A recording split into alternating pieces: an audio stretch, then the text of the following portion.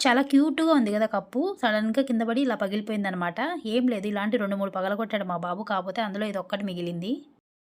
బాగుంది కదా! ఎందుకు పడేయడం అనేసి రీయూజ్ చేస్తా ఉన్నా. దీన్ని ఎంసీల్ తీసుకొనొచ్చా రూ. 10 ఇది. ఈ రెండిటిని మిక్స్ చేశామంటే ఇలా ఒక బ్లాక్‌గా ఒకటొస్తదనమాట. దీన్నొచ్చేసి ఈ విధంగా సెట్ చేస్తా ఉన్నా. చాలా క్యూట్‌గా ఉంటాయి ఇలాంటి బుడ్డి బుడ్డి ఐటెమ్స్ అన్నీ. నాకు చాలా ఇష్టం ఇట్లాంటివన్నీ రెడీ చేసుకోవడం అంటే. వేస్ట్‌గా పడేయడం అంతగా పెద్దగా నచ్చదు.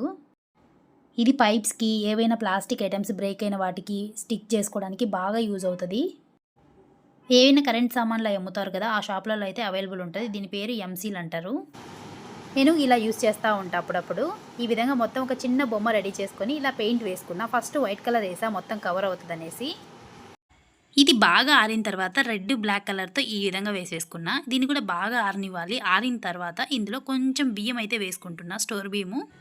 తర్వాత ఇందులో చిన్న చిన్ని ఫ్లవర్స్ అయితే పెట్టేసుకున్నా. ఈ విధంగా ఉంది ఫైనల్ లుక్ అయితే. చాలా క్యూట్‌గా ఉంది. మా బాబుకు బాగా నచ్చిందంట.